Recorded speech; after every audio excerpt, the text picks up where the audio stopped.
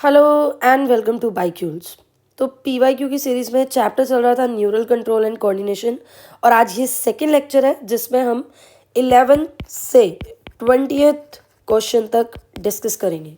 तो आज का फर्स्ट क्वेश्चन है, which does not act as a neurotransmitter. 2006 का ये क्वेश्चन है, पर लास्ट कुछ ईयर्स की बात करूँ तो 4-5 सालों में जो भी आ रहा है वो मैक्सिमम 95% तो एनसीईआरटी की लाइंस में से ही आ रहा है। पर यहाँ पर ये आंसर हम पढ़ लेते हैं, याद कर लेते हैं, क्योंकि प्रॉपर तैयारी का यही मतलब है कि हम एनसीईआरटी भी करें और पीवाईक्यू से भी कुछ कुछ लर्न करें। तो यहाँ पर ऑप्शंस है acetyl choline, epinephrine, cortisone, tyrosine, nor epinephrine.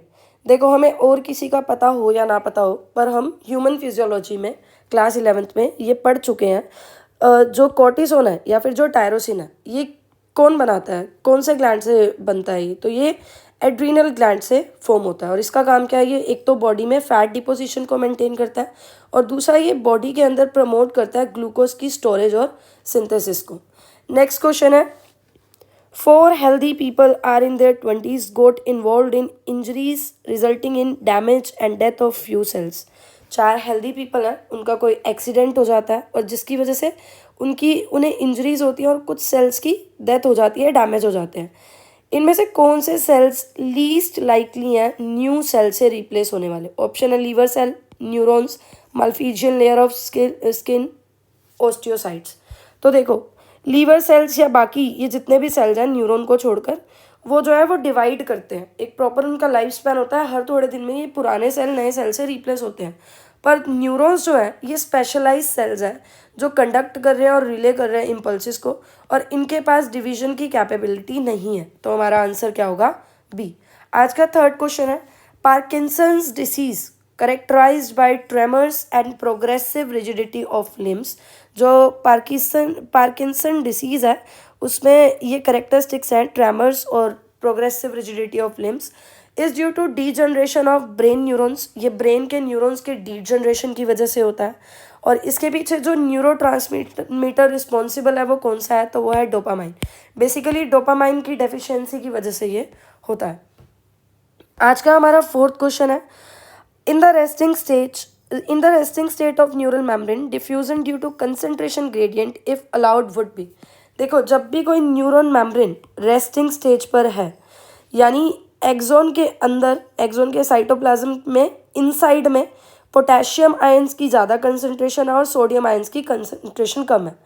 और आउटसाइड बात करें, मतलब एक्स्ट्रा सेलुलर एनवायरनमेंट में बात करें, तो वहाँ सोडियम आयंस की ज़्यादा कंसंट्रेशन है और पोटेशियम आयंस की कम कंसंट्रेशन है।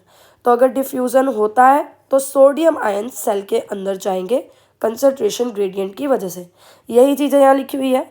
The axoplasm inside axon contain high concentration of K positive and negative charge protein and low concentration of Na positive. जब भी रेस्टिंग मेम्ब्रेन पे है, रेस्टिंग स्टेज पर है कोई मेम्ब्रेन, तो जो एक्सोप्लाज्म है उसमें ज़्यादा कंसंट्रेशन होगी के पॉजिटिव की और नेगेटिव चार्ज प्रोटीन की, और कम कंसंट्रेशन होगी सोडियम आयन की।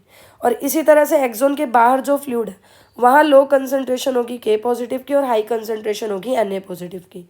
तो यहाँ कंसंट्रेशन ग्रेडियंट बन रहा है, इसीलिए आंसर क्या आएगा? आंसर आएगा बी, यानी कि सोडियम इनटू द सेल्स। आज का फिफ्थ क्वेश्चन है, which of the following statement is correct for node of Ranvier of nerve. कौन सी स्टेटमेंट करेक्ट है? तो नोड ऑफ रेनवियर क्या है? देखो, the myelinated nerve fibres are enveloped with Schwann cell. जो नर्व फाइबर्स हैं उनके पास श्वान सेल्स होती हैं जो माइलिन शीट बनाती है। Which forms are myelin sheath around the axon, ये हमने कर लिया। The gaps between two adjacent myelin sheaths are called nodes of Ranvier. ये आप एक्सोन देख रहे हो, यहाँ श्वान सेल्स हैं, ये श्वान सेल्स क्या कर रहे हैं? माइलिन शीट की फॉर्मेशन करवा रहे हैं। वो गैप्स जहाँ माइलिन शीट एब्सेंट है उन्हें हम बोलते हैं नोड ऑफ रेनवियर। तो आंसर आ जाएगा हमारे पास B, where myelin sheet is discontinuous. आज का सिक्स क्वेश्चन है, depolarization of axolemma during nerve conductions take place because of. जो डीपोलराइजेशन है एक्सोलेमा की नर्व कंडक्शन के टाइम पे, वो क्यों हो रही है? देखो, in the process of depolarization the negative internal charge of cell temporarily become less negative. Depolarization की टाइम पे क्या होता है, जो नेगेटिव चार्ज है मेम्ब्रेन के अंदर वो लेस नेगेटिव हो जाता है क्योंकि कुछ आयंस बाहर चले जाते हैं, है ना। तो इसकी वजह से क्या हो रहा है, यहाँ पर ये किसकी वजह से हो रहा है, तो ये हो रहा है सोडियम पोटेशियम पंप की वजह से, जिसकी वजह से क्या हो रहा है 3 सोडियम आयंस अंदर आ रहे हैं और 2 पोटेशियम आयंस बाहर जा रहे हैं।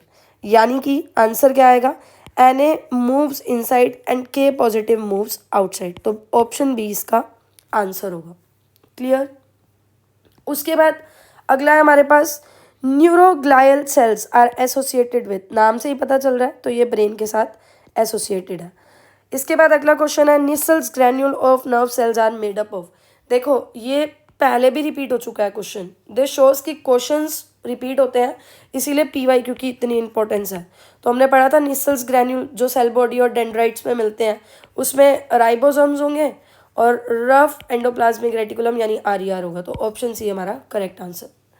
अब लास्ट क्वेश्चन है by which nervous system and what type the blood is supplied to visceral organ.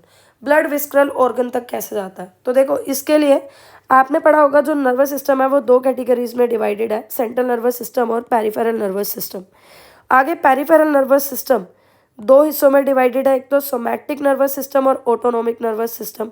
Autonomic nervous system को भी सिंपैथेटिक और पैरा सिंपैथेटिक में डिवाइड कर सकते हो आप।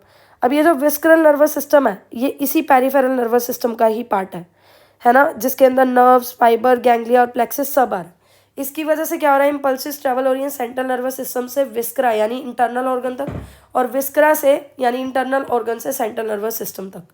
तो इसका आंसर क्या आ जाएगा, ये किसका पार्ट है, तो ये पार्ट है सोमैटिक नर्वस सिस्टम और सिंपैथेटिक नर्वस सिस्टम और पैरासिम्पैथेटिक नर्वस सिस्टम। बेसिकली ये पेरिफेरल नर्वस सिस्टम का पार्ट है। तो ये हमारे पास ऑप्शन क्या हो जाएगा, ऑप्शन ए करेक्ट। तो इसी तरह से और लेक्चर्स के लिए please do like, subscribe and share.